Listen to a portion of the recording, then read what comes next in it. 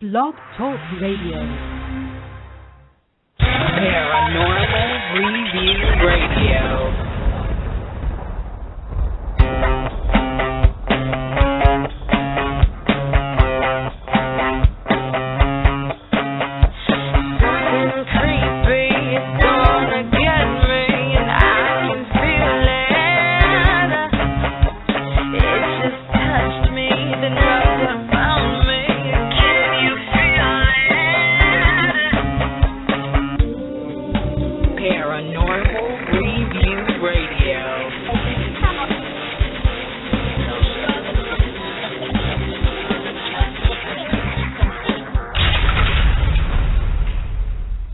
Hello and welcome, everyone. It is Friday night, and you are listening to Paranormal Review Radio with your hosts, Anthony Agati in New York. And me, Lucy Liebfried from Chicago. We are so happy that you're here with us tonight. Our chat room is up and running, so feel free to further discuss the topic or to ask a question. And you can also call in with your questions to 661-244-9831. Make sure you press the number 1 to get into the queue. And if you lose sound on your player, just refresh your page or log back in. You can also send us an email at paranormalreviewradio@yahoo.com. And don't forget to check us out on our Facebook show page. We have a really good show tonight. I'm really excited about tonight. So let's get on with it. Reverend Robyne Marie is deemed the Boston Ghost Magnet. Clairvoyant since age 4, she acts as a bridge between this plane and the world beyond. Salem's own star medium has worked on police and cold cases for decades, earning her critical acclaim for her accuracy through remote viewing. Robyne is a behavioral psychologist, certified parapsychologist, PhD in metaphysics, and an ordained minister. Star of BioChannel's My Ghost Story and MTV's reality sitcom Moving In, Robyne is a longtime veteran of TV, film, and stage. Networks include Sci-Fi, MTV, Fox, NBC, CBS, PBS, A&E, Animal Planet, Chiller Channel, and the BBC, and many more. In 2011, she gained international recognition for her UK stage tour, as well as the 2-part series on Satellite Channel 4 in Spain, The Bridgewater Triangle, airing in 16 countries. 2013 projects include location producer for the 2nd season of R.I.P. Cases TV series, her featured story on Destination America's Monsters and Mysteries about black-eyed children, and a special TV movie is in the works, hopefully, on Centralia.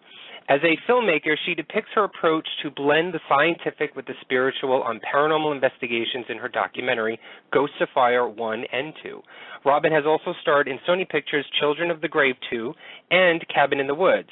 Upcoming projects for 2013 are Ghostfire 2, release and director for Windwalker, The Life Journey of Willie Windwalker, from which will follow the TV series. A published writer since age 10, Robyne's short stories and poignant poetry has focused on human rights, DV, and spiritual tones. Her latest release is The Harvey Boat, penned through automatic writing. 2013 releases include No One at the Bridge, Love to Be With You, Tarot for Paranormal Investigations, as well as the Salem Monopoly board game. Robyne has appeared on hundreds of radio shows world over, including ours. Lights Out radio show, featured in the Guinness Book of World Records, was produced and hosted by Robyne for 3 years. 2013, Robyne anticipates reviving her own syndicated radio show on Sirius XM. With all of these professional credentials, she still is crazy enough to be friends with Lucy and I. She is a powerful lady and such a strong soul, and that's why we love her so much. So please help me in welcoming back to the show Miss Robyne Marie. Hi, Robyne. Hello, my friends. Hi, Robyne. You know, I was watching the time, and you actually got that all out in 3 minutes. I'm very impressed. I love it. You're critiquing me. I love it. Thank you so much. My goodness.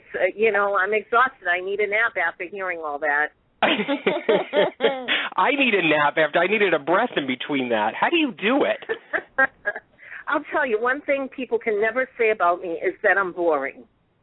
No, they can't. So, I'm a very active person. You know, I always have to have 16 projects going at the same time. So. And be a mom. I mean, it's amazing. Yeah, imagine that. I know, I do have a regular life outside of this, but this is really my calling, and I'm sitting in the chat room and visiting with some of your guests here before the show, and, people always wonder, what do I do at home? This is what I do 24 hours a day. I mean, even when I'm sleeping, I spend it with spirit. So you have a passion for this field, and that's what drives you. That's what makes you go on, right? It does. It's really pushed me in this direction. I've always had a very close spiritual connection and even religious, back in my upbringing and all of that. So, working with, from anything from the community level, working with people into spiritual and religious type venues, that's been my whole entire life. So. Well, but you know what the beauty Liz. of all that is that you always have time for people. And Absolutely. That's beautiful. Yes, I do. And that's just how I am. I don't even think about it. In fact, consciously I have to tell myself to slow down. And that's usually when several people around me tell me to, kind of address my own personal things, or to watch for myself. Especially now, I just had surgery and everything, and here I am on the show with you guys. How are you feeling? Are you feeling okay? Yeah, every day you get a little bit better. I always use Reiki, and I apply that to myself as well, so I do tend to heal a little bit quicker than most people, although I'm super sensitive. So. Well, before we go on, I just wanted to play a little something for you. Lucy, are you ready? Yep. Okay, here we go. I want everybody in the chat to sing along with us. Happy birthday to you. Happy birthday to you. Happy birthday. Happy birthday. Happy birthday.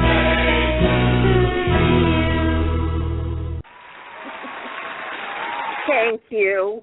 Happy birthday, Robyne. Happy Thank birthday. you. That was sweet. Thanks, honey. We saw the picture on your Facebook page that of the cake that you had. Was that for today?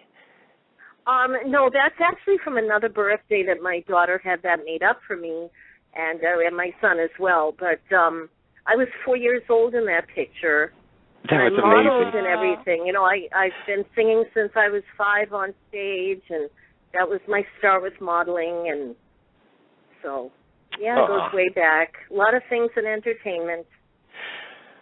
Well, tonight we're gonna hopefully we'll talk to Robyne Marie about just about everything that she does, about being a psychic, being a medium, being a photo scryer. I mean, we'll touch on some of those things. And I know, Robyne, there's some things that you wanted to bring up in regards to Boston and everything that's been going on lately. But intermittently in between the show tonight, Lucy, and I hope you're not mad, Lucy and I have a few little surprises for you tonight. Are you okay with that? Oh, yes. Sure. Lucy, well, I can't say myself, but Lucy has been doing some behind-the-scenes work for the last week, and she's been talking to a few people, and they all want to wish you a happy birthday today. Oh, that's really wonderful. So Thank Lucy you so much. Lucy was able to record, and we've got a bunch of them. Let me tell you, you've got a lot of fans out there. So I'm going to play one for you right now, and in between the show tonight, I'm going to surprise you with more as we go along. But this one I wanted to play right off the bat first for you. Okay. Hi, Mom. It's me, Jessica. I just wanted to wish you a happy birthday and tell you I love you so much. Thank you for being the best mom ever. I love you. Just for you, Robyne. Oh, my gosh. I'm shocked. That's my daughter, Jessica. Uh-huh. We wanted to do something so special for you because you do so much for everybody else. Oh, thank you so much. And Jessie's out where you are. Yeah, Anthony. Yeah, I know. Where in New York? Is she in Manhattan? Oh, right in the heart of Manhattan. Oh boy. Yeah. How long has she been in the city? This is her third year. Oh, okay. She likes it? Oh, she loves it. Oh, yes. It's a crazy town. Yes, it is. Spent plenty of time there, and I'm a little burned out, but it's her time to explore, so it's wonderful. Thank you so much. That was a great surprise. You're welcome. We've got more coming up. We definitely have more for you, so be on the lookout for that. But, Lucy, did you want to start off with some questions for Robyne or get the chat going? Yeah, well, you know what? The first thing that I wanted to, that we wanted to touch on is how are things in Boston right now? What's it been like? Any updates that you want to share with us? Oh, my goodness. My son and I were actually right there on Huntington Ave, directly behind the first bomb that went off. Mm-hmm. And it's an absolute miracle that we're here tonight, and I can talk to you about it, because we came very close to being part of that accident. Mm-hmm. Right. So we missed it by about 7 minutes from what we can estimate. Mm-hmm. So it's been a lot of healing, as, of course, New York knows what we've gone through, and, on a smaller scale, but still the injuries that people endured, it was just horrific. And, there's over 300 people that were injured. So how's the mood now in the town, in and around, even the surrounding towns? It's healing. I mean, when these things happen, you see how community can come together and work together. Of course, my phone has gone off the hook, just ringing with people coming for spiritual counseling. Mm-hmm. And I always use a holistic approach, and some people prefer that as opposed to going to standardized therapy. So I have to be there for people around the clock if they call.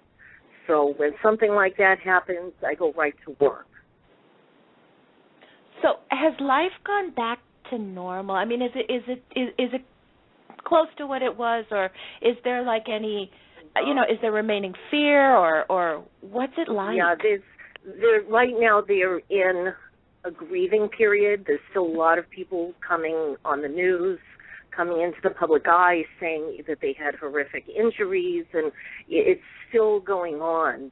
There's extensive fear here, and I'm sure in New York as well. The littlest thing could happen, and right away everybody's on it, just in case something else is going to come. And I'm not sure New York's ever going to get out of that mode. But Boston right now, I mean, we just had 7 people who were arrested because they were walking along a quarry because they were afraid that they were going to poison our water system. Mm-hmm. And they got arrested. They're students. So today they were actually cleared, so they didn't poison anything from what they could tell. They were just trespassing. So, but that's the high mode that we're all set on and watching everyone. Yeah, we after the first couple of weeks after the Boston bombings in New York and Manhattan itself, because I work right in the heart. I believe you've been there in Times Square, Robyne. Yes. I work right in the middle there, and so any little thing, any little news on anything that could be a possibility, there's a swarm of men in uniform and machine guns all over the place. And I remembered right a couple of weeks after the Boston bombings, it was very light, and it was kind of odd to me until that news came out that the live suspect had said that there was a possibility that they were going to do something in New York right after Boston. And right after that news... Yes, that was the plan. Mm-hmm. Right. And so right after that news came out, the next day I remember swarms all over the place. And maybe it was just we didn't see it before, but I just remembered seeing it constantly for the first 4 or 5 days after that news broke out. And it kind of brought me back to 9/11, where it was constant. That was almost a constant thing for almost the first year afterwards. So I could imagine how it is there, in Boston for any little thing. If somebody drops a napkin, I'm sure the police are swarming. Yes, absolutely. And my biggest worry is my daughter works right on Broadway right there. So, I have to worry on both ends, both areas. And, of course, the following weekend, I went to New York. I just came from the Shanley with V. Dove. So, and I see she's in the chat room visiting. Yes. So, the Shanley was wonderful. But, again, New York and Boston, we're so close. We're just hours away. And we have to stick together on these things, most definitely. Mm-hmm. When 9/11 hit, I was in Los Angeles, and everything was shut down there. Mm-hmm. So, these are all our major cities we have to be very careful of. And I love your book, The Harvey Boat. Yes, thank you. I mean, not just because I did a review of it, but I really, truly loved it. I would not have done a review of your book, and you so graciously put that on the back of it, but I would not have done a review if I truly did not feel that it was really good literature for children. And what has been, since you've written the book and it's been published and out, and I know we talked about this on a previous show with you, but has there been any more updates on comments from people on either good or bad, but anything stirring up maybe now with Boston? Is there anything been new coming up? What's funny is the week after Boston happened, I did a show down in Connecticut, and I sold a pile of books. And I thought, gee, that was kind of odd, because it's a touchy situation still. And I found that out after doing the book, because it touches on 9/11. People are kind of on the fence with that, and I'm sure you see it too. Some people aren't quite ready to talk about it, even though it's back 12 years ago now, 11 years. It's still a very sore spot for people. And I hope a book like this that was written through spirit would help the healing process. And in Connecticut, it was just funny, as I was recently there, that they were okay in talking about it. Mm-hmm. And so they liked the book, and they were more willing to pick it up. My New Yorkers are kind of on the fence with it. They go back and forth. They have some that love it like you do, and feel it is a tool for healing, and certainly a great way of introducing that story to children, even though it's not just a children's book. It's also for adults, because it's about automatic writing. Right. But then others, they haven't taken it quite the same way, and some feel I shouldn't speak about these things. Well, you know what, Robyne? The book is definitely like a healing tool. So is there anything in particular that people in Boston or in New York can do to help that healing, to get back to, being in the Midwest, it's almost like, we have fear, but not to the extent that it, is in the East Coast. So is there something that you recommend that people do to alleviate that fear? Because it's just such a burden to carry, to go day to day having that kind of fear. Absolutely. Now, I'm a counselor of crisis and trauma, and we all know from that point of view, this is beyond my spiritual side, that the best thing that you can do to start healing is to talk about things, no matter how painful. You need to talk about it and put it out there. And a beautiful, small, short story like I put out that was done through automatic writing and came from a spirit that passed away in 9/11, this is a means of healing, knowing that they're on the other side, knowing that they're okay. That's really what the message was about. And so we need to talk about it. The message that I got was, hope. And, yes. It's such a simple word, hope.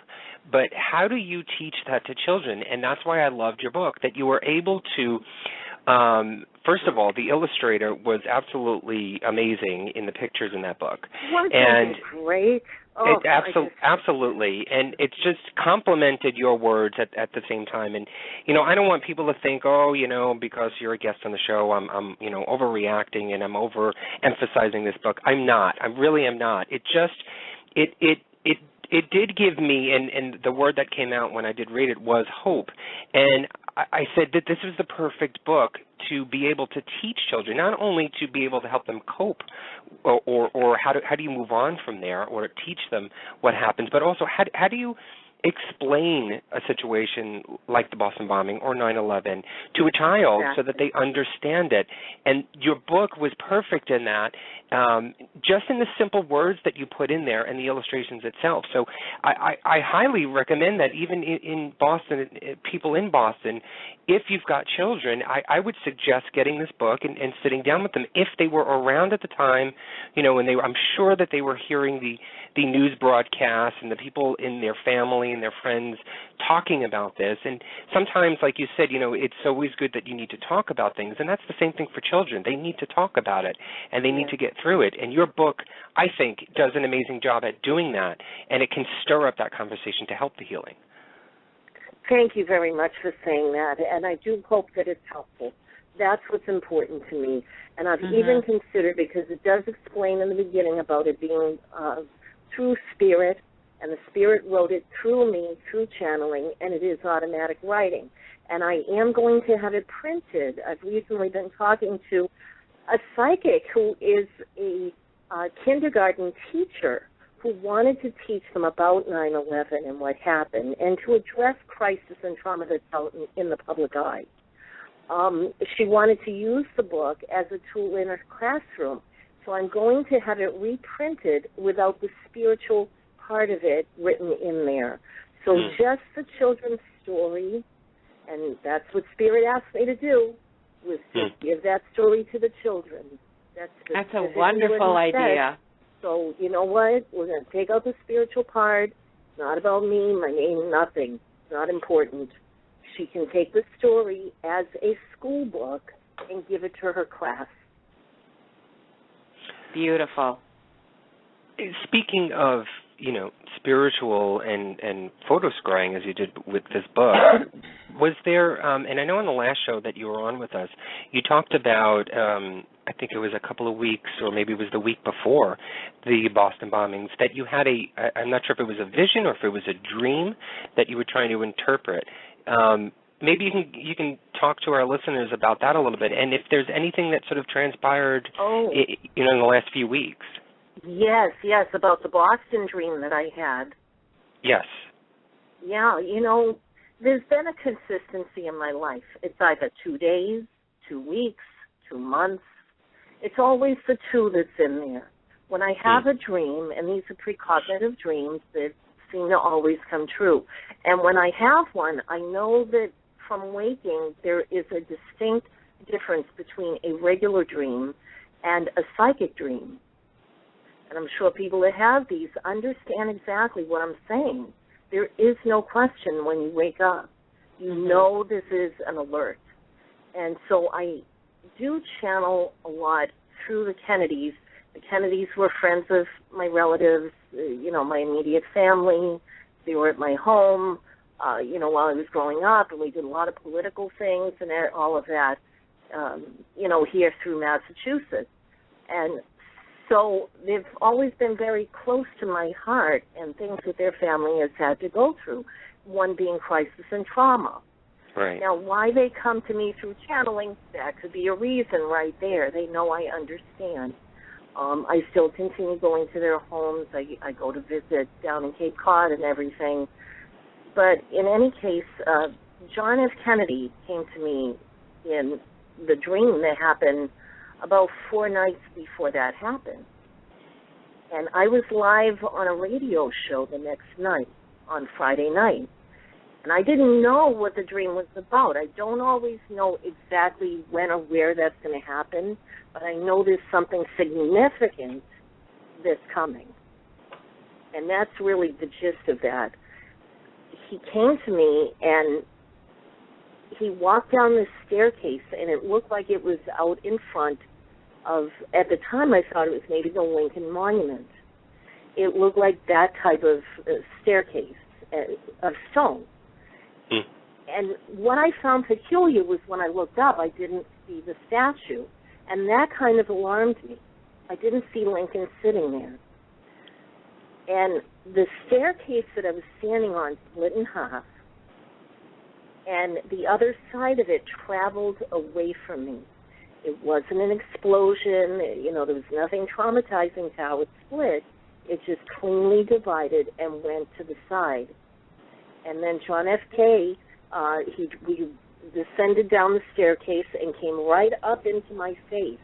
And it's almost suffocating when I have spirit visit me like this. And that's usually a sign that there's trauma coming. Mm.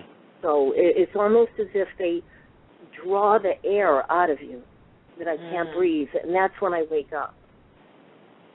So we were trying to decipher this that following Friday night when I was live on the air, and of course 2 days later this hit. Now, the JFK library did have something happen there just as the bombs went off. Right. And it was a fire that took place there. Now, the staircase and everything, they do have on one side of it a very elaborate staircase that's similar to what I saw that is out in front of the Lincoln Monument.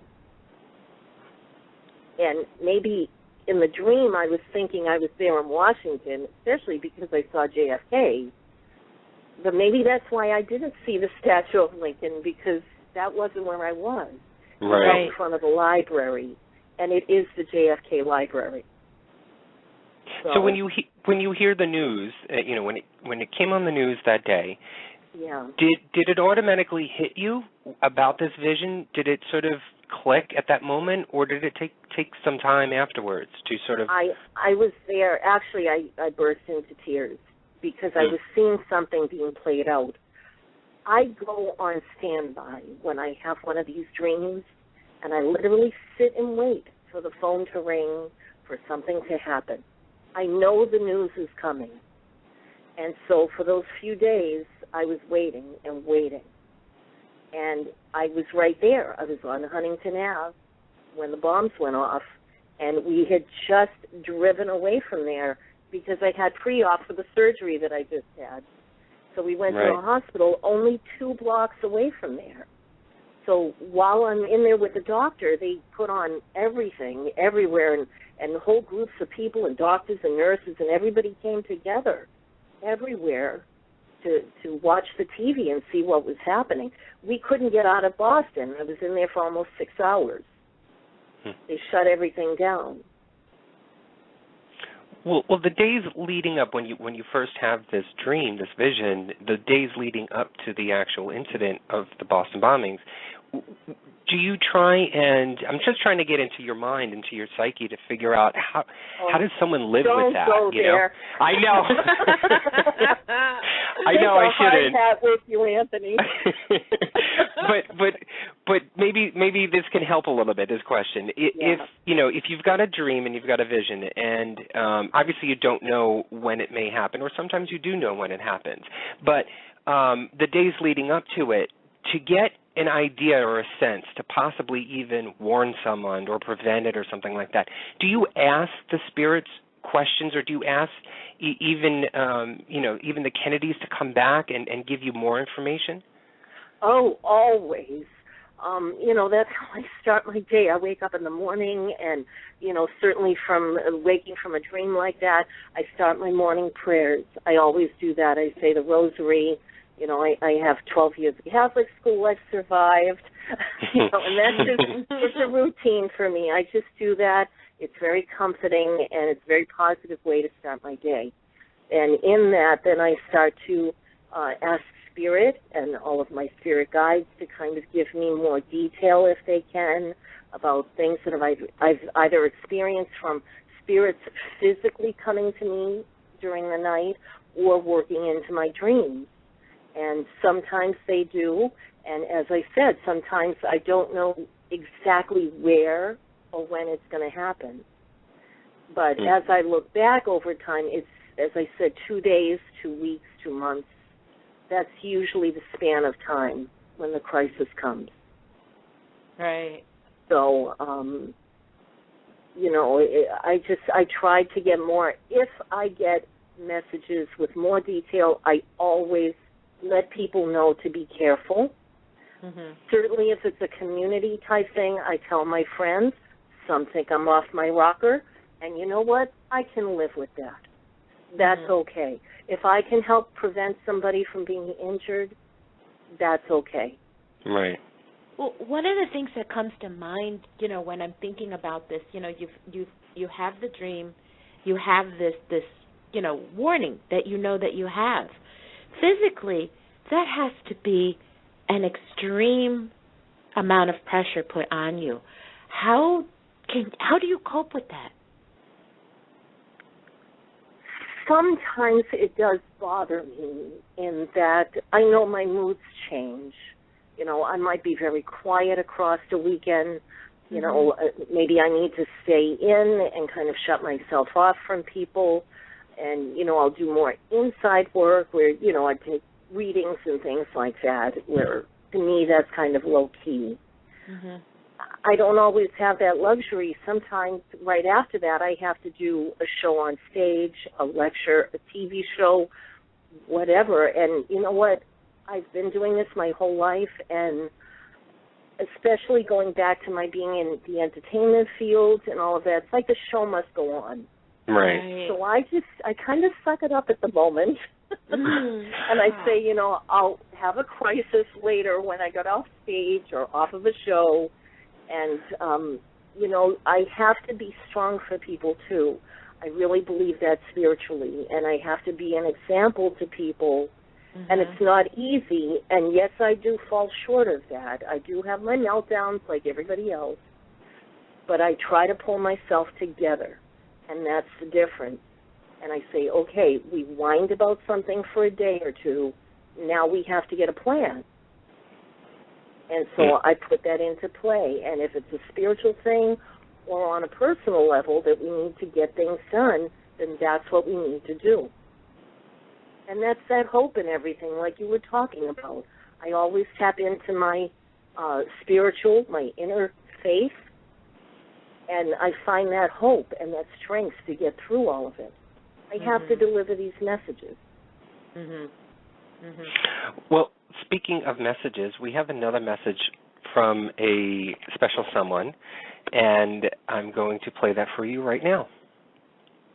Hi, Robin. This is your friend Bill Bean, wishing you the happiest of birthdays.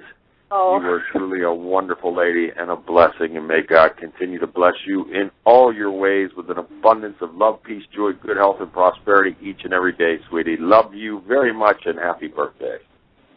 Oh, that's so wonderful. Bill Bean's my best friend of all time. I just adore him. He's so great. And for folks who don't know who Bill Bean is, he's written a book, Dark Forest, and actually several books, Dark Forest and Delivered. He's been on Discovery Channel, the show Haunting, and he's got an incredible story about a haunting that pretty much tore up his family. And Lucy and I have had him on the show before, and he's a great guy. He really is a great guy. Mm-hmm. Oh, he's so wonderful. I can't say enough about him.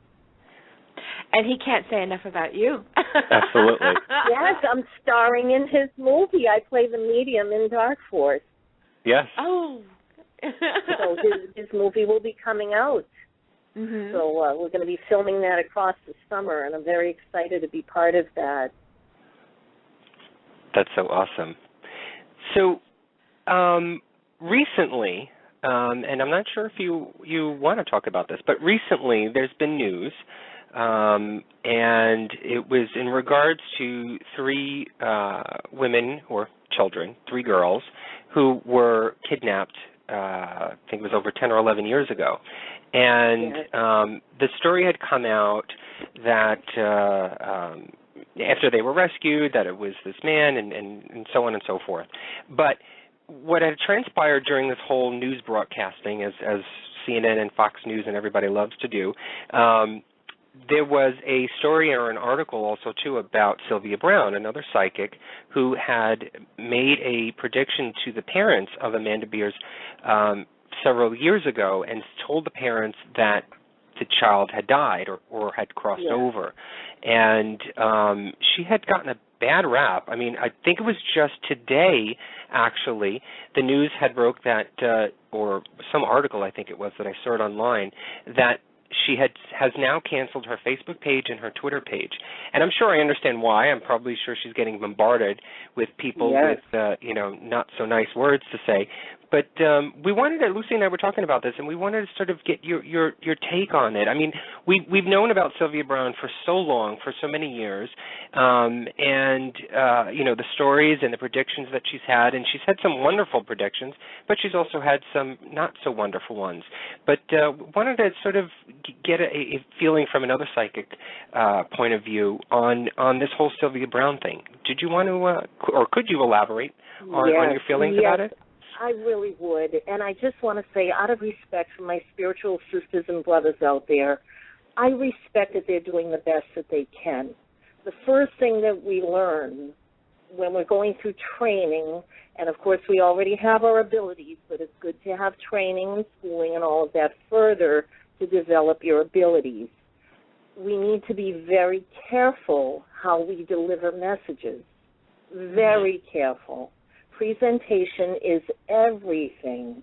You can ruin someone's life and ruin your reputation in the meanwhile if you turn everything over to saying something so extreme as a death coming. Okay? Sometimes we do see that. In fact, many times I see that. But I can't just blurt that out to somebody. And that's why I tell somebody, I kind of put it in a way that I'll say, this is a challenging time. This is maybe not the best of times, but let's hope for the best. I do police work too. And there are times that I get cases that come to me that I'm pretty sure that they've passed. I have to say I haven't been wrong. There can always be a time that I will be wrong. So I just want to be very fair to Sylvia in putting this out there. There is no 100% when it comes to psychic abilities. And there's different reasons why that. Somebody can appear dead because they're dead inside, because the situation around them has been dead. It's more of an interpretation. Some people feel like they've lost their life and chosen to run away and don't want to be found. So it's the interpretation of it. So you never let the words fall out of your mouth, I'm sorry, but so-and-so is dead. Right. You never say that. She's going to pay the piper now, and this is very damaging. I have found other things. I'm really glad that Lucy did bring this up to me the other day, because I did look into what was going on with Amanda Berry and everything. I have seen Sylvia Browne on the Montel Williams show. She delivered this message in 2004 to Mrs. Berry about her daughter being dead. The woman wound up dying of a broken heart. I mean, this is just horrible, devastating. I go on live TV shows. I don't like doing call-ins like I was telling you. I'll do a couple here and there. I'm sure people kind of weed it out very well. And this is really why. I never know the person on the other end. I really don't want to hit them with something without knowing how fragile they are or not. Okay, so you're on a TV show live and you deliver a serious message like that.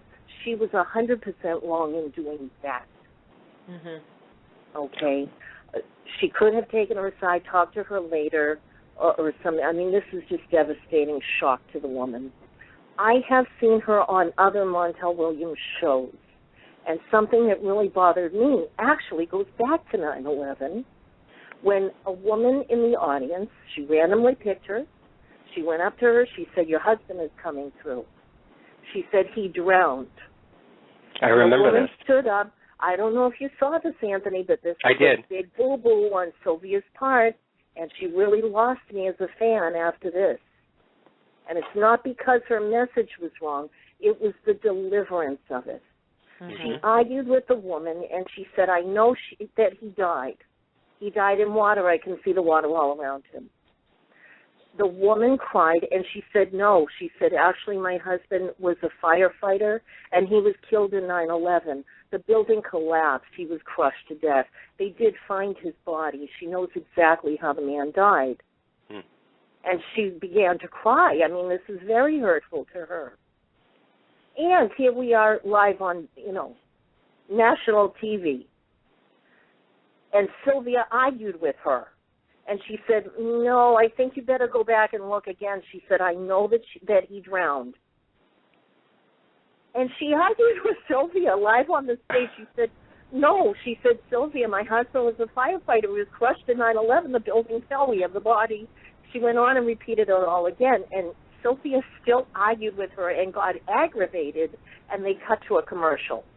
Mm-hmm. I remember that show, and I didn't see it. I didn't see it live, but I remember seeing this years ago. It may have been like on YouTube, online somewhere, and I saw that episode about that. And what it seemed to me, just from watching it, was basically, basically saving her reputation at that moment, because she was proven or shown that it was the opposite of what she said, and all she was doing is just trying to save Grace, regardless of the feelings of that woman that was in the audience who was getting that news. To me, that's exactly when I lost faith in her abilities. And let me explain. If she was seeing water around an individual, Manhattan is basically an island. Right. Okay, there is water all around. They had a lot of water going off from, the firefighting and all of that. It could have been the water from the hoses. It should have tied in with what Sylvia was saying, and she could have adapted her presentation a little bit differently and backed down out of respect for this poor woman who lost her husband.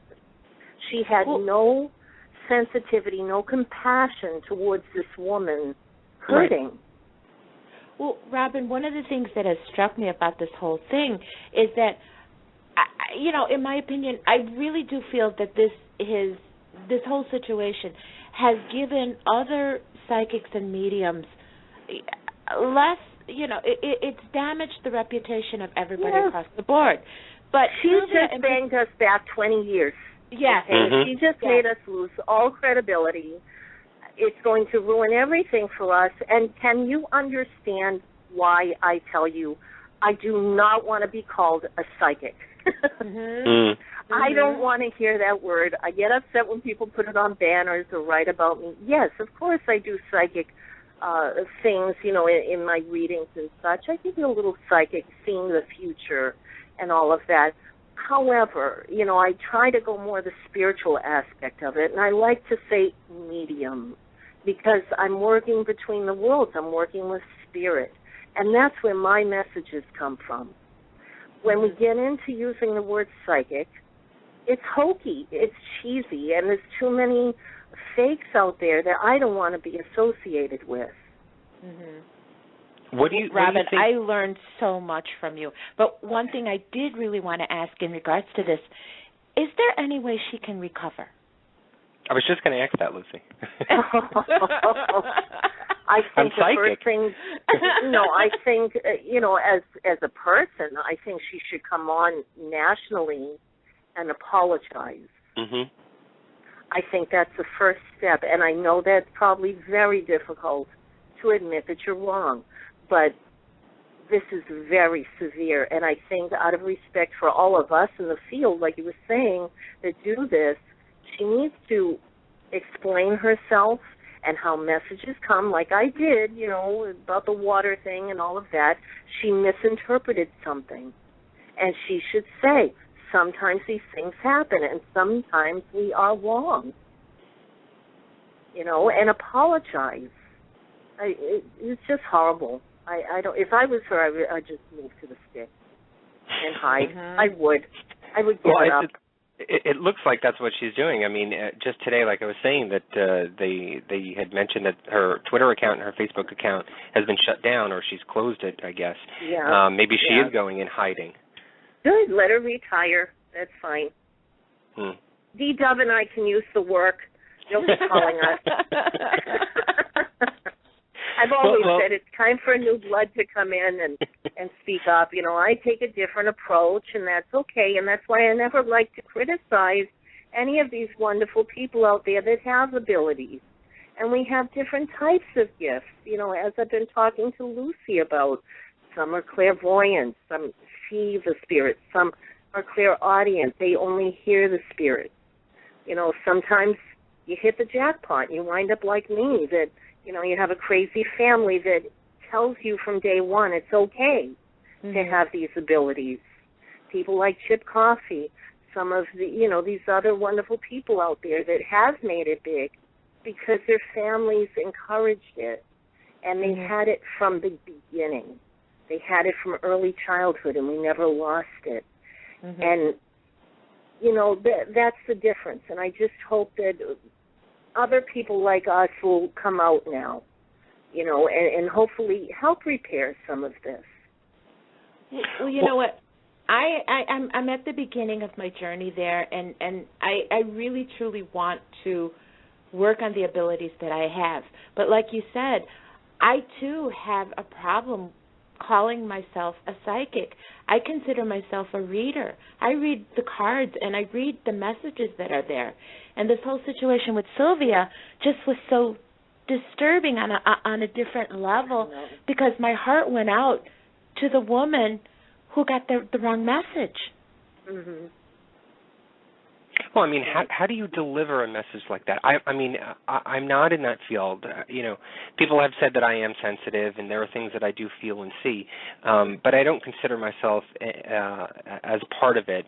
Maybe not just yet, but I can imagine being the person like a Sylvia Brown telling someone that their family member has died or they've been murdered.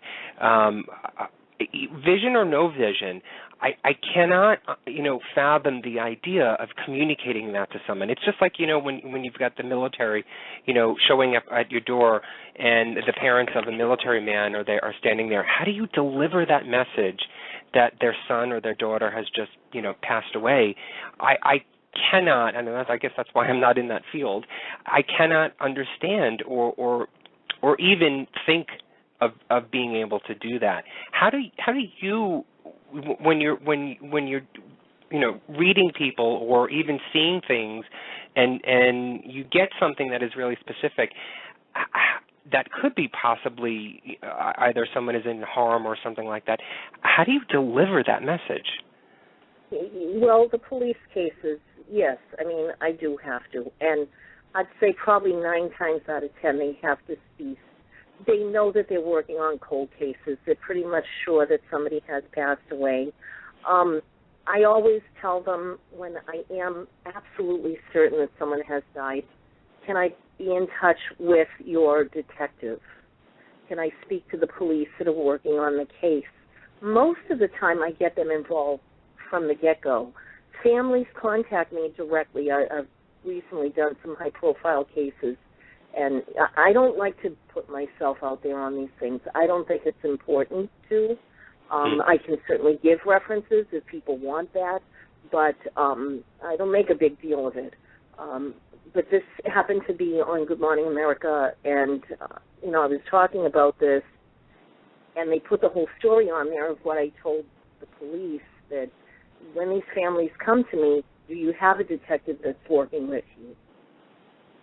And that's when I go back to them and I tell them, I'm sorry, I feel like this person has passed. This is how they passed. They show me exactly what happened, who the perpetrator was, where the area was, and I give that message over to the detective, and it's up to them. It's up to them to deal with it, and they can talk to the family, and I always offer, if they want me to sit down with them and the family as they tell them, that's fine. I think because I have background in psychology and everything and have done counseling, crisis and trauma and all of that, it helps in how I present things to people. I started with my spiritual training years before that, and I learned as a reader, like Lucy's saying, as a reader, how to present things. And you don't slam someone over the head with something like that. You have to prepare them and say, this may be a very challenging time. You're not giving them a 100% definite answer. It's not totally decisive. So do you feel that her choice of the avenue that she chose. I mean, this was on national TV on a talk show that she delivered this message, rather than, if she felt so strongly about it, maybe in private would have been a better way to do it. Yes. Watch John Edwards. I love him. John Edwards will say, this is your message, and he'll give you part of it. And then he'll say, I have a little bit more to add, and I'd like to talk to you after the show. Mm-hmm. He says it all the time, and I follow that rule. Mm-hmm. I tell people I'm in front of live audiences all the time. You know, and I did a whole TV series. It was 8 weeks long, and I had live audience like that. And, yeah, I picked up a couple of very negative things, and I told them privately, totally in private, away from everyone, not in front of an audience. Well, I think it's mostly, you know, some people like the shock and awe aspect. Of course. Of course. Making someone cry, having someone melt down in front of you, to nothing left that's in them, that their heart's thoroughly ripped out, that sells. And that's America. Thank you. That's television. Now, and I remember, I'm talking maybe 100 years ago, she used to have a public access television show. I'm not sure if it was national or not, but I know it was in here in New York.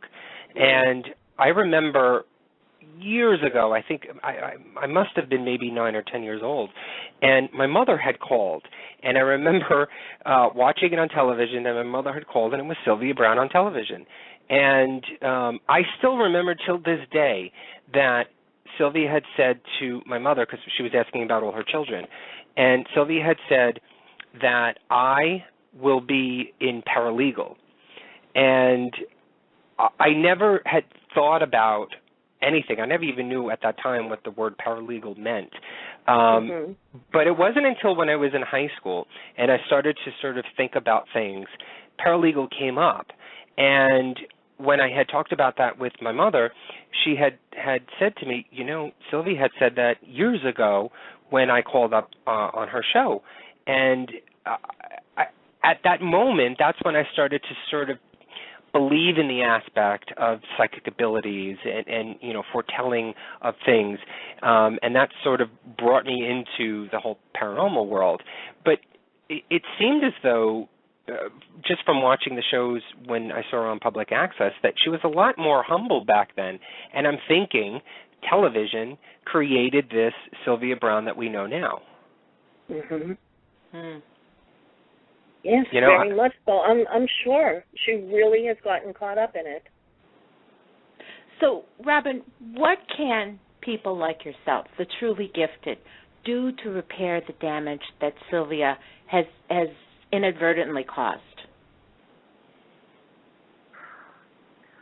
I want people, as I say always, this is just one more thing. This is one more bump in the road. This has always happened, though. It's just that Sylvia's so out there in the public, we're going to notice it more. But these things, going back to Miss Cleo, who I worked for very, very briefly for 4 days, please forgive me. These people are out there, okay, and I'll explain that another time. But, you know, please get training. If you haven't gotten training, I teach people, and not just myself, but others that are experienced, teach these classes how to present these things in a very graceful way, when to say something and when not to say something. Okay, so please study up on things if you are just getting into this type of realm. You know, it's very important. Don't just take your gifts and throw it out there. Okay, we have to have some grace and some tact how we get these messages across. How can we repair? I don't know, my friend. This is a bad one. These are things that I really have been trying for years to call people out on, and I feel bad about it because Sylvia is a wonderful psychic. She gets a lot of hits. I'll say that for her. She's been around since, you know, my grandmother's day. So she's been there a long time. I have to respect her for staying in the field for so long. But things like this is bad. This is really bad. And now that's the second time firsthand that I know of something like that show I saw her on.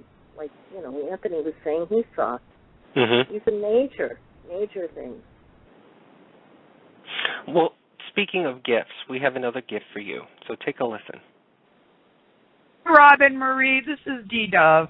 How you doing, honey? I just wanted to wish you the happiest birthday ever on the planet. You are such a blessing to me and to everyone who knows you. Keep up the good work, honey. Keep your light shining bright and have a blessed day. Love you, honey. Oh, I love that. D-Dove is just a wonderful, highly reputable psychic in the field, and I will say psychic, medium. She's just so wonderful. This is someone that puts their heart into things like I do. I'm very happy because we're always working, and we don't get time to hang out with each other, not just Dee and I, but, other people that work in this field. We dedicate our whole lives to research or to working with our clients or doing shows or whatever. And this time we got a few moments just to hang out and really have a nice, slow discussion about things and have a little bit of normalcy in our lives. And we were just at the Shanley together, and it's just wonderful. I love the Shanley Hotel. Dee was telling me about that. I mean, I have never spoken with her before.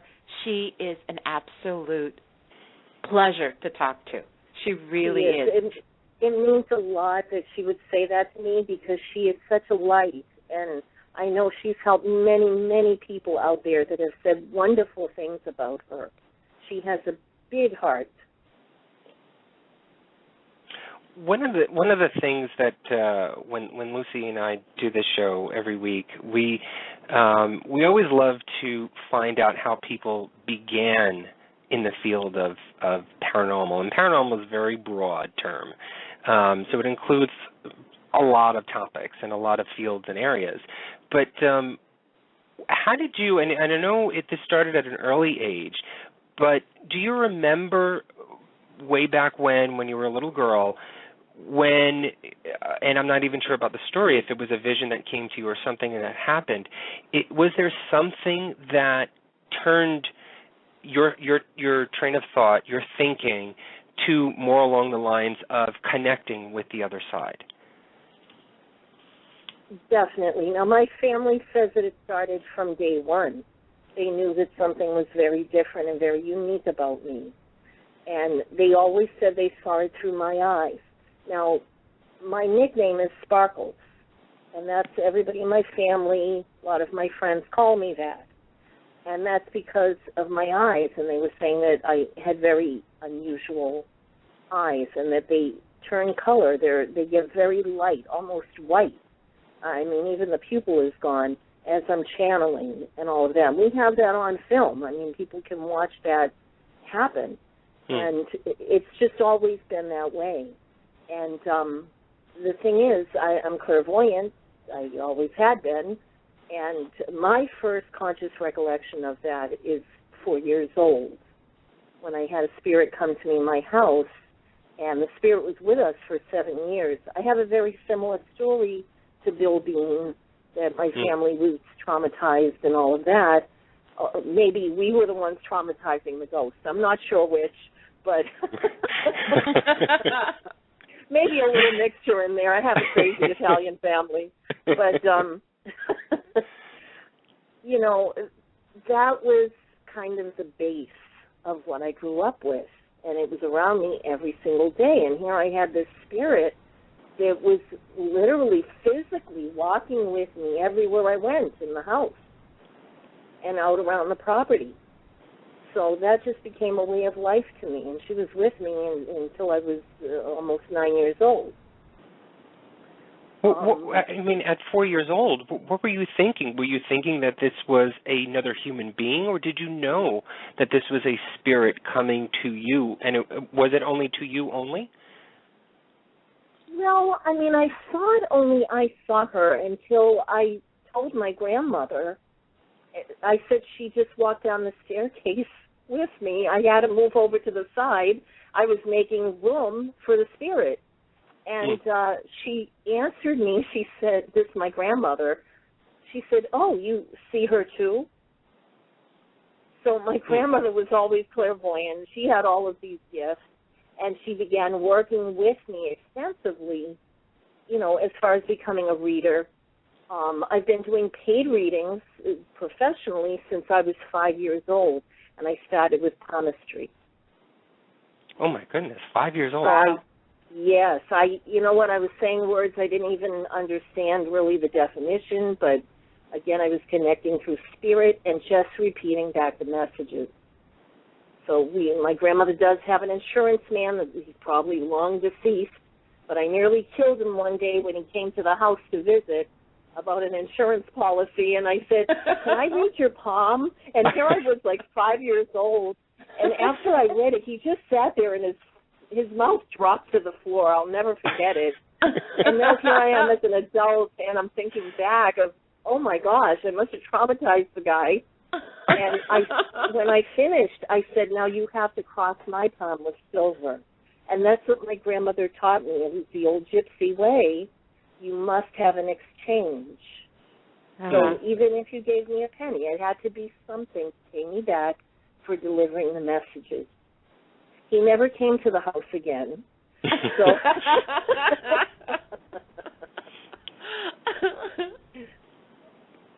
So, yeah, and then I just added to my repertoire as I went along. You know, I learned gypsy style, you know, and this is Strega.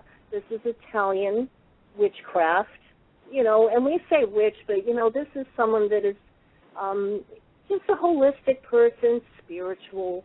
You know, Strega is going back to old world practices, how to cook for the family, how to put very healing things, using garlic, using olive oil. It was medicinal. And so all those wonderful things come into play. This is a kitchen witch that we hear about. And that was my grandmother to a T. And her mother was the same.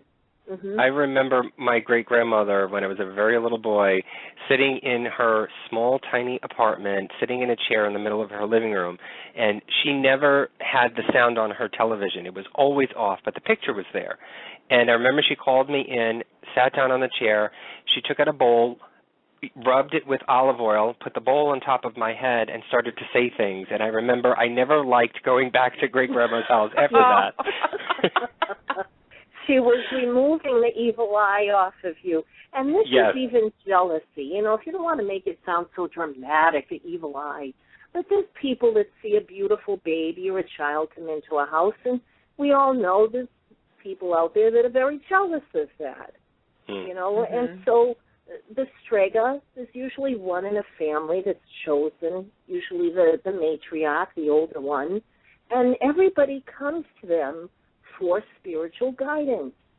Geez, you know, I'm losing money, I lost my job, you know, my kid's sick or whatever, and so they pray over you, and it's all about intention. It's all about putting their positive energy and love onto you. So I see no harm in that. You know, people call that a witchcraft and think of it as a negative thing, the word witch, but I grew up with it meaning something very positive. Well, I was just going to ask you that. It sounds like, you know, much like mine. I mean, there's things that you grew up with that you just take for granted. And it's not until you get older that you realize that not everybody understands this. Was this the case with you?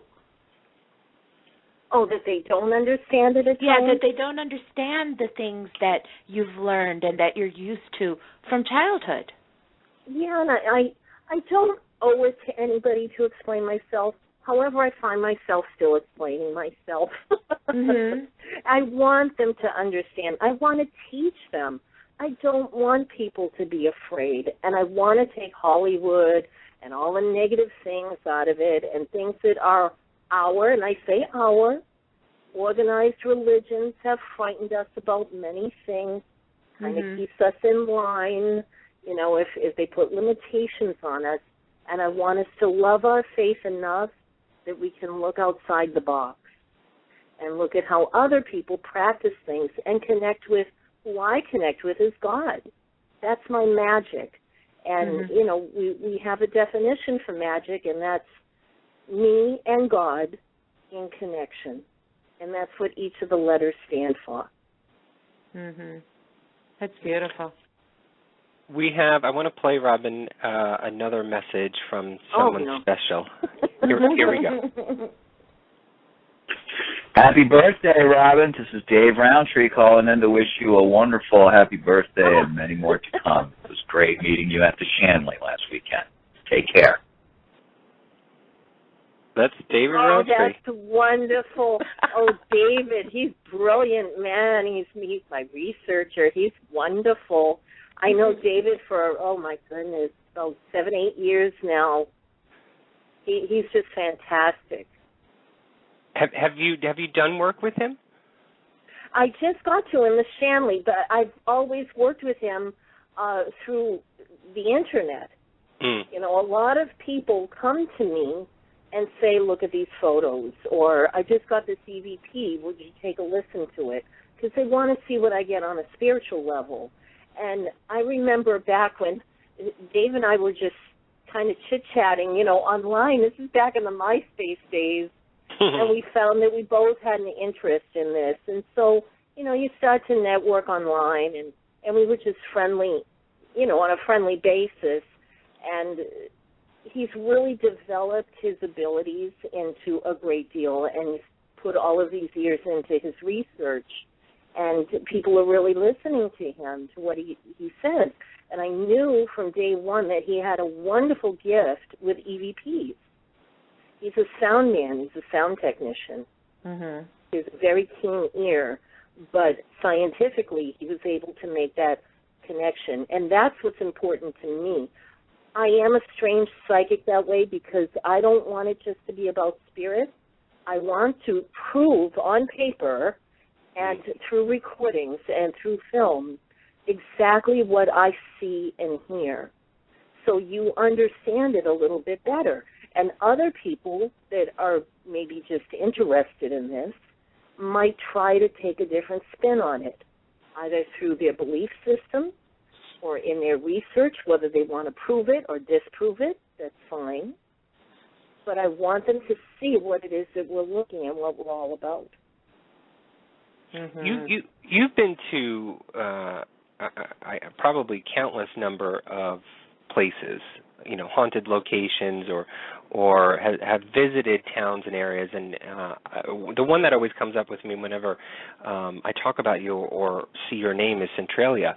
But what one, or can you think of, what one area, location, place, house, building, sort of you felt more of a connection with the other side, or one that was more sort of pronounced than the others?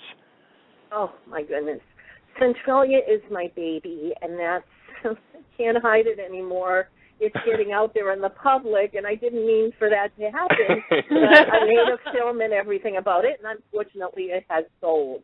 And I do a lot of lectures and everything. My ghost story loved the whole idea of it. They put me on, and that's another extension to my research there. Centralia is a coal mine that is perpetually burning underground in an official American ghost town in the middle of Pennsylvania. Well, northeast Pennsylvania, I should say. Anyway, my favorite place is the Whaley House in San Diego. And, of course, I've spent most of my life in San Diego. And so I'm bi-coastal. I've lived on both sides. Right. The Whaley House is off the Richter. It is the number one in haunted locations on the list. It always has been. And if you haven't experienced it, even check it out online, please, the Whaley House. It is amazing. Did you find that you were able to connect more freely or easily, or was it that there was just so many spirits that you had the opportunity that there was no downtime, say, you know, that there was no silent period? There isn't, and there's very unusual things that happen. Now, I take my camera, I take my sound equipment and everything as well, as making spiritual connection. There's constant spiritual things. I went with my fiance at the time to, and I went there quite often, but I had taken him there, and he was physically choked, and he ran out screaming, and he had marks around his neck. Now, there were murderers and everything that were held trial there. The home was so big that they actually made one of the rooms into,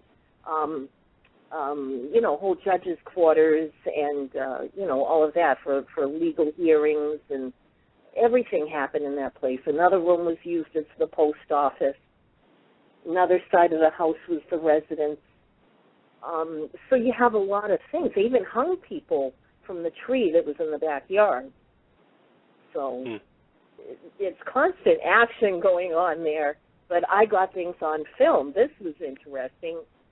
Back when there was 35-millimeter film, I went in and I said, there's a spirit here. They were actually levitating in the air, just about over my head in the corner in the dining room there. And there was a woman, she was sitting cross-legged. It was kind of entertaining. And she was checking us out, and she was an older woman. And I felt like we were intruding on her space. She wasn't really happy that we were there. And so I took a picture of her, and I was facing with the windows of the dining room behind me. And I was taking the wall in front of me, which was a hallway, a door, and a blank wall with her in the corner, hoping that something would come out on the film. I took pictures through the whole entire play, and I used up the whole roll. And when I got home, we developed it and everything. And this is the most bizarre thing I think I've ever captured. I got the film back, and the whole entire roll that we had put onto, what do you call it, the little squares. I can't think of the word. We don't use them anymore. To flash on the wall. Oh, the slide projectors? Slide projectors, my goodness. That's really outdated. Yes. But I put it on slides, and I was looking through the slides, and every single one of them were identical. The windows of that dining room came out. Behind me came out on the film, and the whole entire roll was of those windows in the dining room.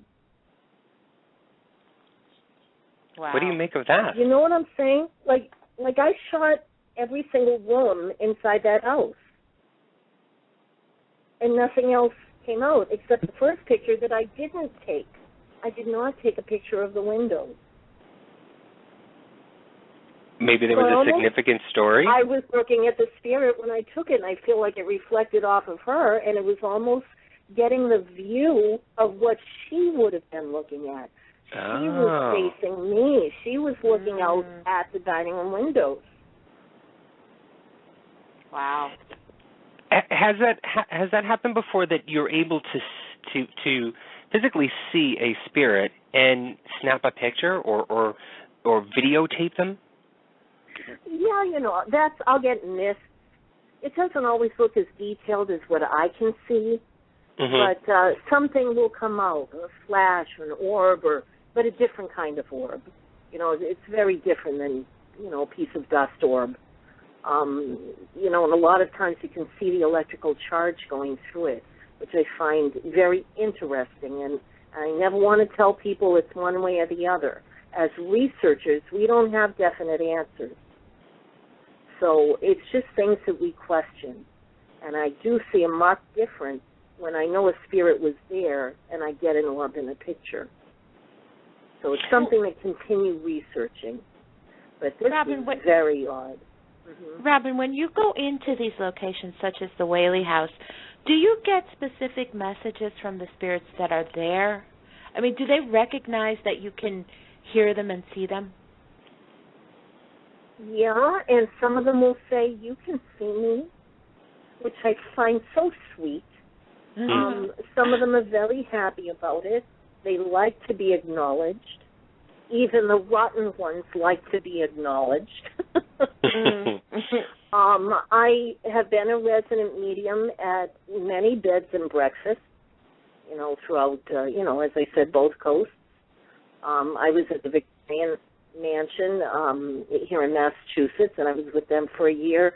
I was doing one in Salem, the Washington Inn. I was with them for a couple of years.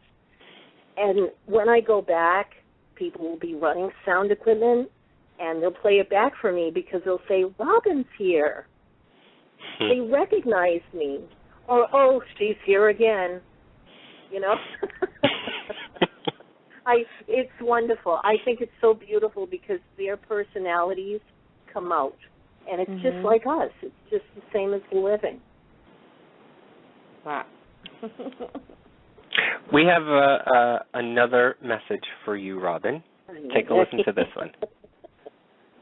Hi, Robin. This is James from APG, ECP, out of Erie. Just wanted to wish you a very happy birthday and many more. Talk to you soon. Wow.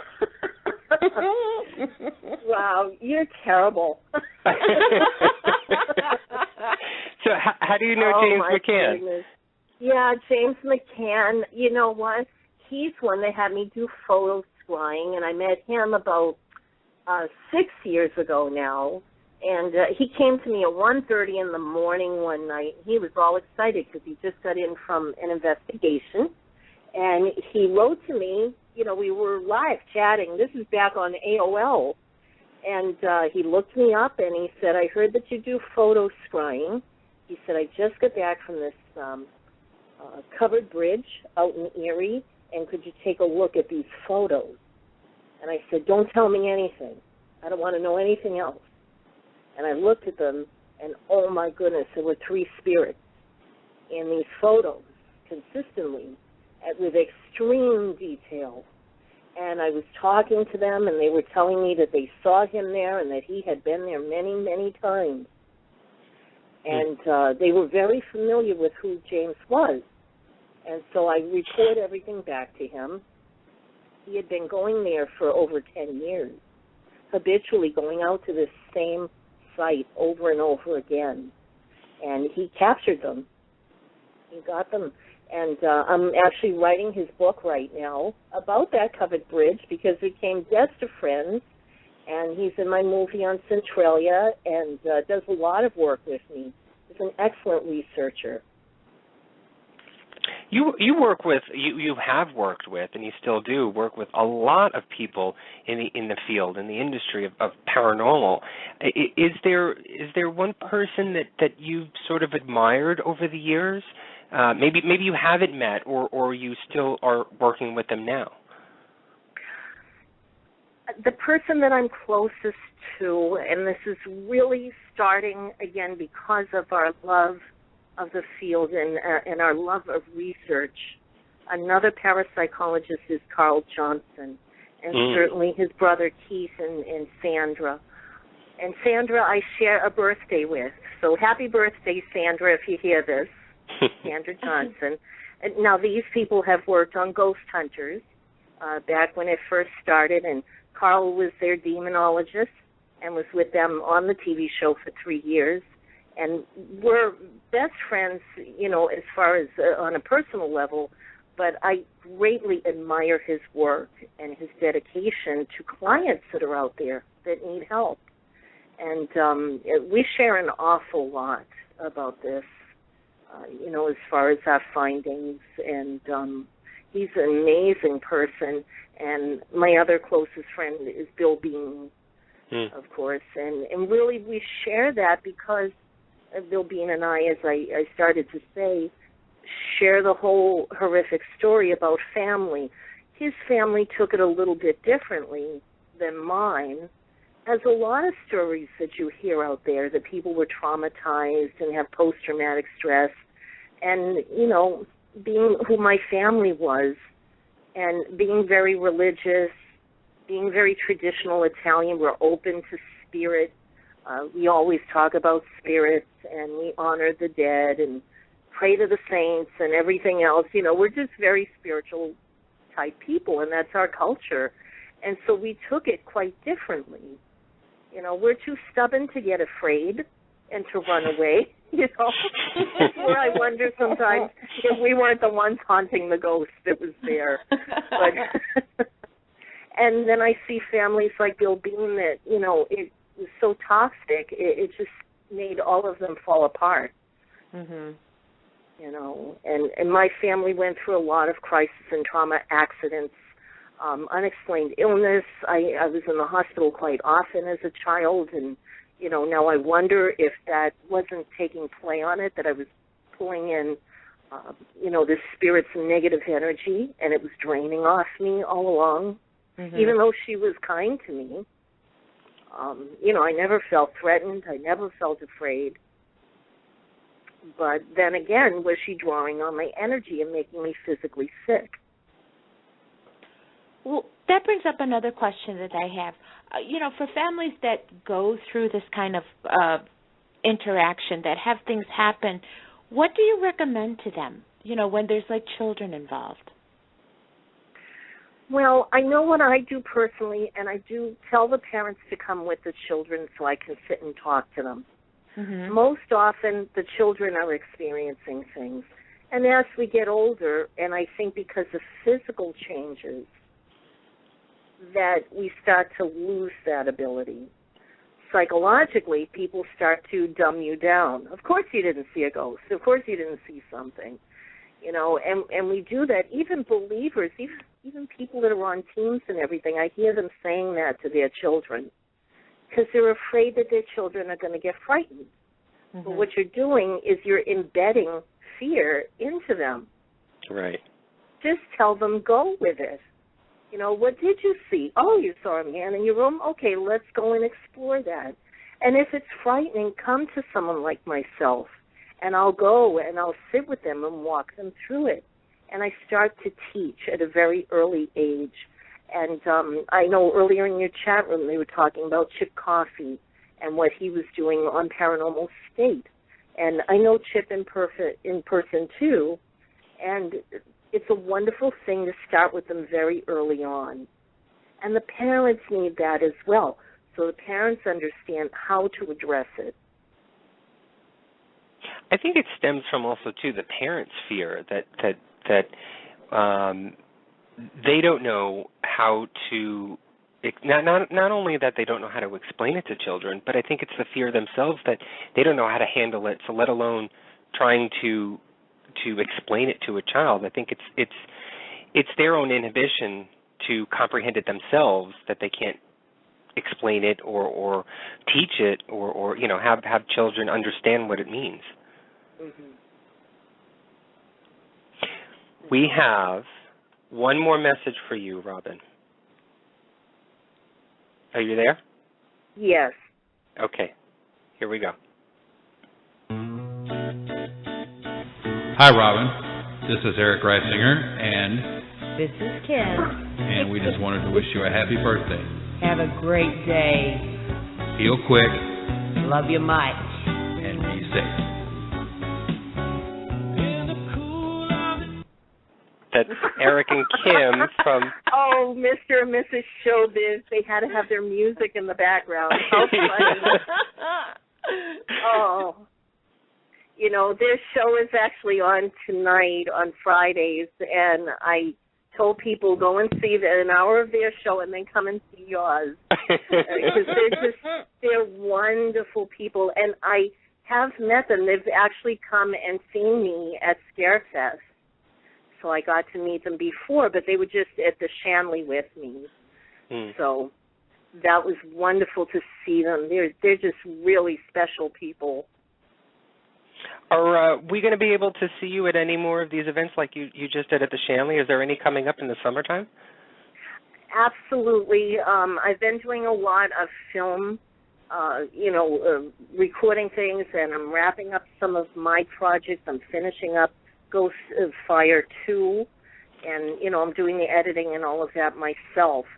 So that is going to be released very soon. It's taking a little bit longer than I had anticipated, but, sometimes we get sick, and I had to address that and have my knee surgery. And I'm also moving down to Pennsylvania because I spend more time driving away from Boston, so it's much more affordable for me to be more centralized, and so I'm going right in the Tri-City area. I'll just be outside of New York, and this way I can get in there once a week to get back to my radio show. Oh, great. Yeah, so, and I want to be able to come into Manhattan and everything more often, and this is much easier. And I'll be doing more research on Centralia. That's another hour down from me. And Gettysburg is an hour and a half away, so I'm going to have a lot of appearances there. So I want everybody check out my calendar on my website and watch for postings, because I add all the time. Now, Lucy's been trying to get me to Gettysburg for such a long time. Now, mm-hmm. now there's no excuse now. Honey, it's so close for you. Wait I know. till you see it. Mm-hmm. I mean, this is a mecca for ghosts. Yep. And that's a very overwhelming place. It's so run through with, just a lot of crisis and trauma there, and you're going to feel it as soon as you go in. Yep. So if somebody's coming to see you at one of these events or are going to go on your website at RobyneMarie.com, and that's Robyne with a Y, Marie.com. And an E. And an E, yes. What one thing could they expect from talking to you? Oh, well, many times I do lectures. I'm going to be doing a lot more of the photo scrying, and I will demonstrate that for people. And usually they send photos right before the show. I have an assistant that always collects them. And so I will show them on the wall, on a screen, and so you can see what I'm looking at, but you're not going to see the spirits, and I'm going to tell you who's coming through, because I see live and animated spirits that come through the pictures. And a lot of teams come to these shows, and they'll bring a whole set of investigation photos, which is a lot of fun. Well, we wish you, Lucy and I wish you the best of luck with everything. We wish you the most joyous happy birthday today. Are you have any plans for the weekend? Or, I mean, obviously you're incapacitated right now, but any plans of people coming over and visiting you? Yes, in fact, Rise Up Connecticut, their whole team is coming, and D-Dove is coming up, and, over the next week or so, people are going to be dropping by. And, I even had a neighbor call me and say, what's going on over there? They saw all these people coming up on my porch, and, they said, how many people do you have living over there? And, it's just really heartwarming, and I can't thank you enough for playing those messages. It means a lot to me.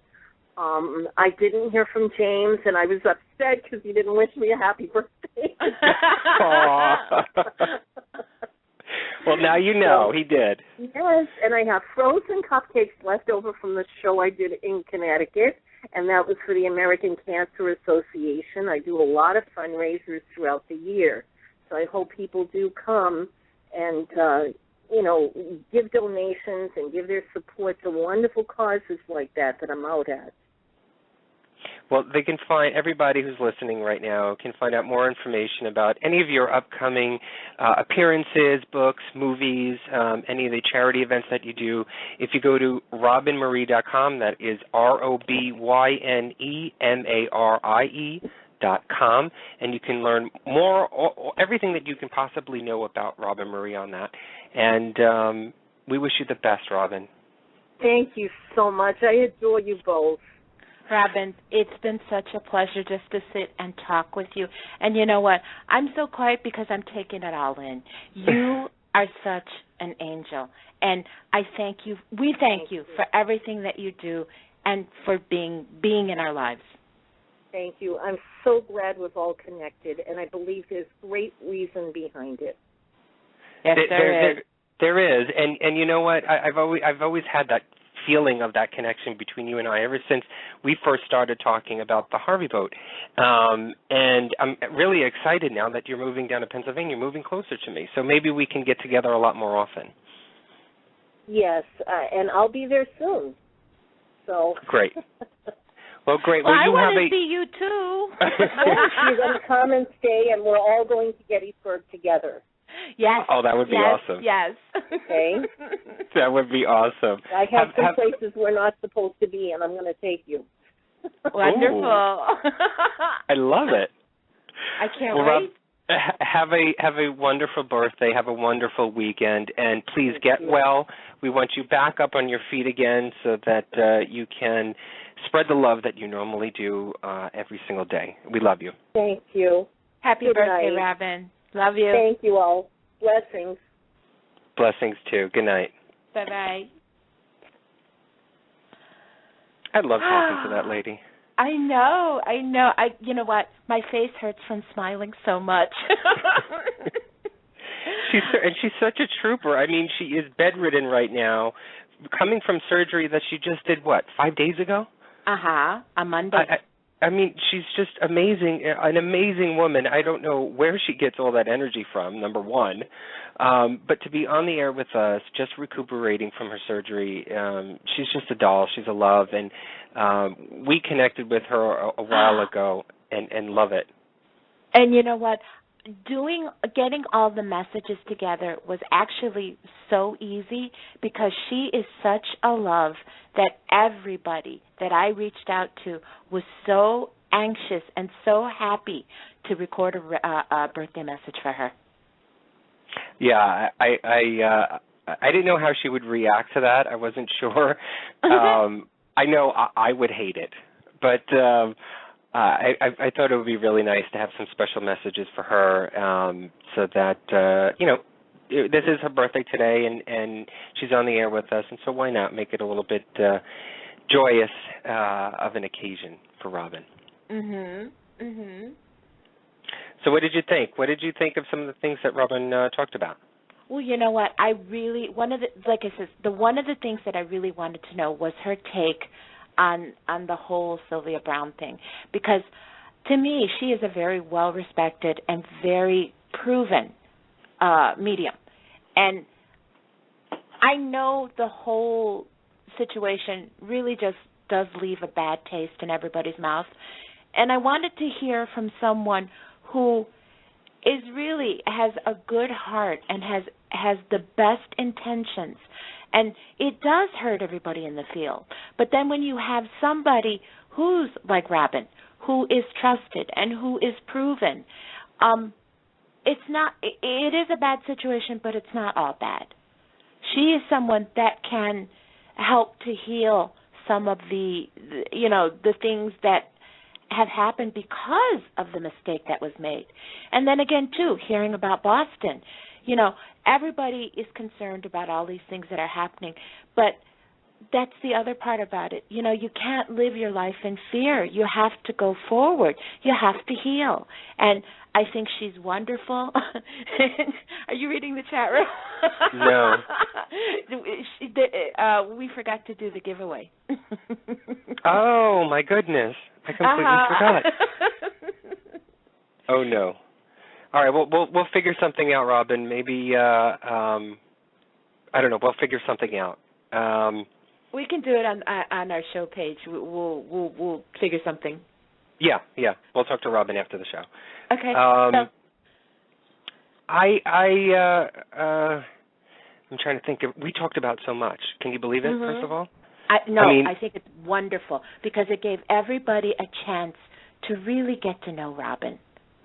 I'm surprised she didn't yell at us for making her so dizzy. I know. I wanted to try and get so much out because I love hearing her. First of all, I love hearing her voice.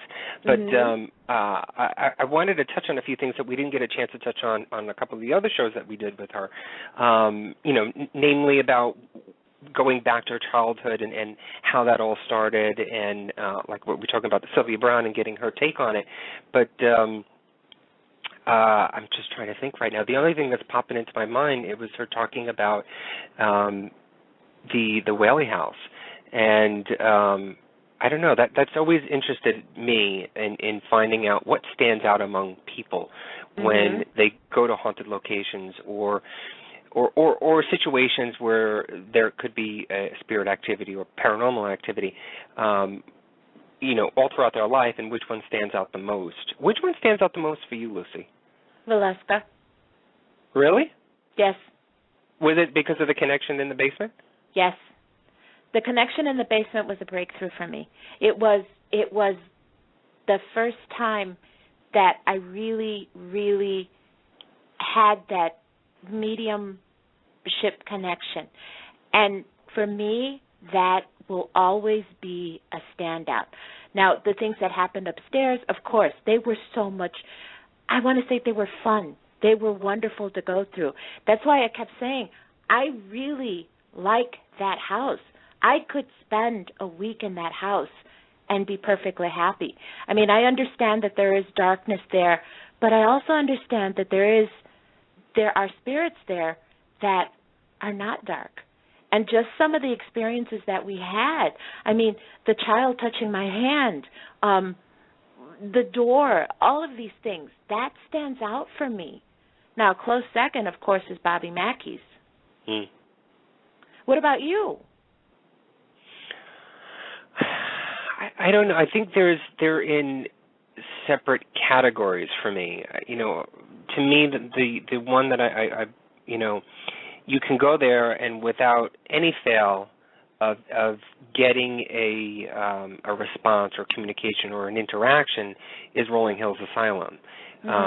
Without a doubt, any day of the week, any month of the year, any season, you will communicate with spirits in that place. And so I think the one that's the most active that I've ever experienced is Rolling Hills. But I do have to say Valeska also. And I get it. The only difference, or the reason why it's standing out for me, is that I got a very different feeling, first of all, going into that place. Not a matter of whether or not that there were bad spirits or good spirits. It was a very different feeling for me, and I can't fully explain what that feeling is. I don't know. It's like, we've gone onto locations where you're sort of trepidatious, you're sort of cautious. I didn't get that at Valeska. Nope. It may have been a jumble of all of those feelings together. But I know we connected more with the family, the murdered family themselves, than with the supposed perpetrator or the murderer that is supposed to be in that house. But I know we connected more with the family. I just feel as though that or for myself, I'll speak for myself, I experienced many different layers at Valeska than I ever did at any other haunted location. There were sounds. There was the door physically moving. There was touching. There was a shadow person. There was the light flickering on and off, the candle thing that I had.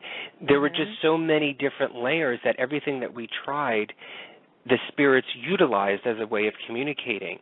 And that was very different than what I found at other locations. There are, places that we've gone to where we've tried 100 different types of things, a flashlight, EVPs, video record, everything. And you may get a few of those. But in Valeska, I felt as though everything that we put forth, they utilized to be able to communicate to us.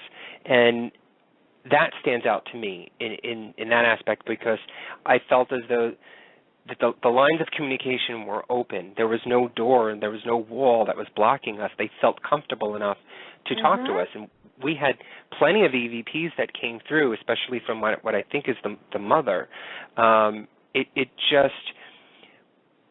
was just a good feeling. But I don't want people to, from a comment that you mentioned earlier, that you can stay in that house for a week and be fine, I don't want people to get the wrong impression, because you go to a haunted location, whatever happens in that one particular day or that overnight does not necessarily mean that happens every single time. Right. So, Lucy, if you were to stay there for more than a day, if you were there the next day, you probably may have encountered something very different. And so, again, maybe going back to what Robyne was talking about choosing your words, maybe don't say that. Maybe it's more appropriate to say that, we should take into consideration what could be the possibility, because the day that we were there, could be very different from anybody else's experience, or the next day, if we were to be there again, we could have had a totally different experience. I personally think the murderer was hiding, did not want to be shown or didn't want to be talked to, and left, and that gave the opportunity for that family to talk to us. Well, I knew he was there. I felt him. And again, I understand what you're saying, because I know that many people that do go into that house, they do have what can be called negative experiences. But for me, for that particular day, okay, I'm going to change it. For that particular day, I felt love. I felt the love of the family. And I think what it was that made me so comfortable there was the connection that we had opened up between the family. You know, the perpetrator definitely was there. I knew he was there. I could feel him, but it was almost like maybe a subconscious decision in my head. You don't matter. You really don't matter. I'm here because I want to connect with the family. And then again, the connection in the basement, I totally did not expect that. That was just something that this person came to me. And it was just amazing. The whole experience for me was amazing because of all the things. Like you said, the different layers. It was one thing after another. And we've been to some amazing locations. And these locations, we've gotten some really, really good, what I consider good evidence. But Valeska just seemed to be the one spot that we had almost like a catalog of experiences and evidence. And I'm sorry, Lucy, the only reason why I said that is because I know prior to going on the air tonight on the show, one of our listeners who's still in chat right now, Rachel, was talking about how she is going to be possibly becoming a member of a paranormal group in her college. And so she was asking for advice and tips on, I'm not sure what on, maybe it's what to expect or what to do or what not to do. But I just wanted to get the people who are in that mode right now, who are thinking about possibly going into the paranormal, that it truly is not what you see on television, please. Do not take into consideration what you see on television as all of what everything is done in paranormal. It is a tiny synopsis of things that go on, but you are a viewer right now watching those televisions. You are not in the moment. And so there are things that can happen to you physically, mentally, that you need to be aware of and to be cautious of and to know what to do in those situations before ever getting into the paranormal. And I just want to caution people who are in that sort of that moment in time right now, and they're thinking about doing that, to truly think about it and do a lot of research before getting into it. And that's why I sort of wanted to say that, we had a great experience at Valeska, but the next day it could have been a whole other world, something that we probably may not even been able to handle. And so I don't want to give anybody the wrong impression. And then again, too, what we do before an investigation, there's a lot that we do before an investigation. We totally prepare for this. We do the research, and we take into account protection. There's so many things other than just getting your equipment together and just going to a location. So once you actually cross that door to make the decision to go and investigate, there's a whole lot of things that you really need to do first, and you really need to prepare, and you really need to protect yourself. That, I think, is the most important thing. I am really excited that Robyne is moving to Pennsylvania. Did I say that? Yes, you did. And I'm saying this right now. We're going to Gettysburg. Good. Robyne, we're going to be calling you up or emailing you, whichever it is, and we're going to set a time when you have something going on there, and Lucy and I are coming. Robyne, I've been trying so long to get him to go to Gettysburg, and he's always, he's got to go. He's got to go. I'm going to do it. We're going to do it this year. We've got already a couple of things that we're trying to do this year, one of which is New Orleans. And I'll say it, Gettysburg will be another one. And I think we may squeeze in one more planned trip somewhere. Not sure yet, but we'll talk about it. But can we go next week? Yeah, sure. No, but that's awesome. And you know what? I think it would be an awesome experience to investigate with Robyne, because I really, really want to. Well, I learn from her. Every time I talk to Robyne, I learn something. And to me, to investigate with her is just going to be another lesson, and what a lesson it's going to be. I think it'll be also very different because we've never gone to a location with a medium, with someone with that ability. So I'm excited to sort of experience what that's like. You know, we've gone to the locations and you have the abilities, and I mean, I hate even saying the word sensitive, but I have that. I don't know. It's that weirdness in me. You have the ability, but you know what? I don't. Neither one of us are at the level that Robyne is.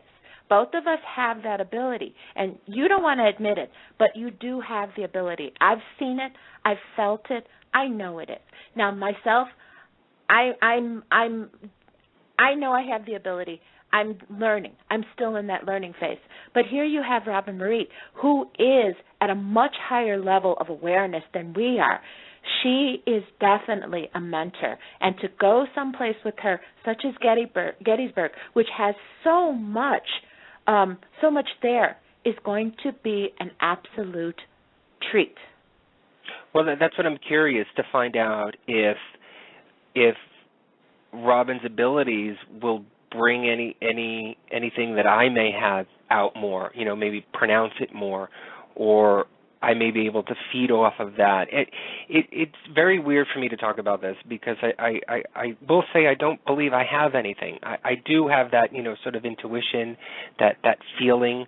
I don't want to call it an ability of mediumship or psychic, whatever you want to label it as. I don't believe I do. I have experienced things. I have felt things unbeknownst to me, even prior to being heavily into the paranormal investigating. But it'll be very interesting for me, and I'm kind of curious as a spectator and student to see or experience what that would be like to actually visit a location with a known professional medium as such as Robyne, to see what experiences sort of occur within myself, not let alone what happens in the actual location, but what happens within myself. Robyne typed it in the chat room. The first step for you is that you have to accept, and you have come up with some amazing hits, and and after the fact, you acknowledge it. But the first step is going to be you have to accept the fact that you can do this. You really do. See, it's a very weird. I may not be saying this correctly or politically correct, but it's a very weird feeling for me to know that I have some things that I can't explain. There are things that I have felt that have gone on that have actually come to happen, that I've thought about and have come to me. And I think Robyne even actually mentioned it, that she sort of zones out, I think it was the words that she was saying, when these visions or dreams come to her. It's sort of like a focus. And I had mentioned that to you a while ago, that's sort of what happens when I see things. It's very weird and sometimes even very dangerous, because it happened to me one time when I was driving. And I sort of zoned out and I saw a plane crash, and I think it was like, a couple of days later there was some sort of minor plane crash that had happened. So it's I mean, I see it, I understand it. It's just that I don't know how to work with it. It's not that I don't understand it or don't accept it. It's just a matter of it's something, it's very weird. It's an ability that you have that you can't control. And so to me, I've always lived my life that I have to be in control. You know that, Lucy. I know. So for something that I'm not in control of, it's very difficult for me to comprehend how do I work with it. And I think that's the problem that I have to be able to deal with it. So it's not a matter of not accepting it at this point. I'm letting it happen whenever it does. It's not that I'm blocking it. I'm letting it happen. It may not make sense to me. Sometimes I've even written it down, and I've never even told you because it's kind of weird. Like I don't want to say it to you and then it not come to happen, and then it sort of like makes me feel as though, okay, maybe it's nothing. So I don't know. I'm going to work on that. I'll get through it, and hopefully maybe with Robyne that once hopefully we can start to see each other more and go on investigations like that or see her at the events that she does, that, I don't know, maybe something will happen. Well, you're at the point that I had a hard, and I understand where you're coming from, because you're at the point where I was. And there comes a point where you know that these things are happening. You know that you're seeing things. I've always seen things. I've always known things.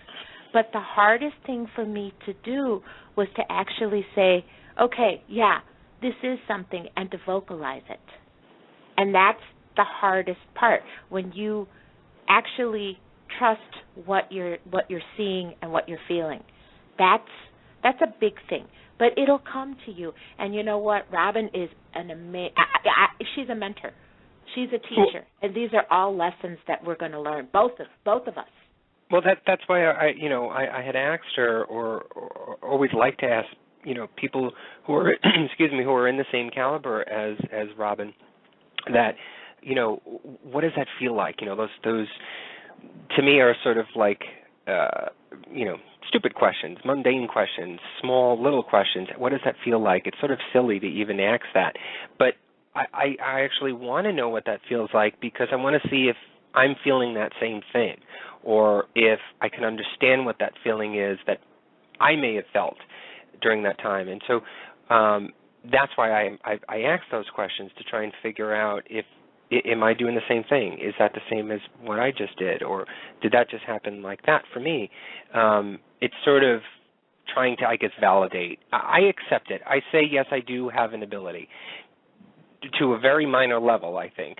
But it's an interesting concept, and it's always fascinated me.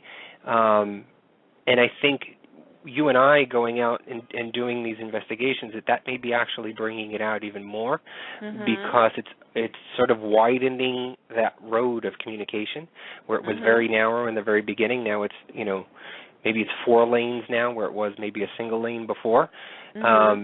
And hopefully it'll get bigger and bigger. But I love this field. You know that. I know you do. And I know you love this field. I know, I do. And talking about it and talking to people, and that's why we're on the air, that's why we're on the radio. We love to do this. And it's a matter of educating us as well as educating the viewers. We're not a show that we ram and jam information down everybody's throat and say this is how it is. We give it to you, and it's presented in a way that you are able to make your own opinions or your own assumptions, or base it on facts from your belief, whether it be a spiritual, religious, or self-belief that you have. That's what we do, and that's what I love to do. That's what I love to do with this field. So I think it's as much as being an investigator. I love talking about it the same way. Well, it's a wonderful journey, and I'm so glad that I'm taking it with you, and I cannot wait to see how you're going to develop that side of you, because I think it's going to be amazing. All right, well, if you see me wearing, these shiny robes and sitting at a table. I don't think you're quite going to go there. But All right, you want to get on with the show? Yes. How about we do the Paranormal Review Radio Fan of the Week? Okay. This week, our Paranormal Review Radio Fan of the Week, see, I said it twice, right? I know. Is Robyne Head of Ohio, and her likes. I'm going to tell you, all you need to know about Robyne Head is that she is queen, okay? And she likes Paranormal Review Radio. So what more do you need? I love it. Robyne had put a comment on our page that she loves our page, our Facebook page, and that she gets, I guess, most of her information about the paranormal from our Facebook page, and she loved it. So we made her fan of the week. I just love that comment. So don't forget, if you want to be Paranormal Review Radio Fan of the Week, just like us on our Facebook, make a few comments, say hello, and our Facebook page is Paranormal Review Radio. And I just want to say thank you, Romaine, and congratulations. And, honey, I love that. Oh, God, we got two queens up in the house. Well, you know what? It is always, always so wonderful to connect with people who bring light and love into your life. Robyne Marie is one of those people. Her take on life and the messages that she brings, they're not messages of despair. They are messages of hope and vision of what the future can bring. She is truly a gifted being, and we are so very happy to call her a friend. We do want to thank her for spending time with us, and again, we wish her a very happy birthday, and we truly enjoyed this evening with her. So, moving on along, if you remember a few shows ago, we did a really interesting show on New Orleans voodoo with our good friend Noah Tysick. Well, you know what? That show was so intriguing that we decided to go even further into the subject. And then we started thinking, well, if you want to explore the subject even deeper, who would you go to? Miss Sally Ann Glassman is a very well-known and respected priestess of voodoo. She has lectured extensively on voodoo and visionary art. She is the co-creator and artist for the New Orleans Tarot Deck. She is the owner of the Island of Salvation Botanica in New Orleans. She's also the founder of the New Orleans Hope and Heritage Project, which helped to rebuild New Orleans after Hurricane Katrina. She has been featured, and mind you, this is just a partial list, on ABC, CBS, NBC, the Travel Channel, the Discovery Channel, Sci-Fi, and the History Channel.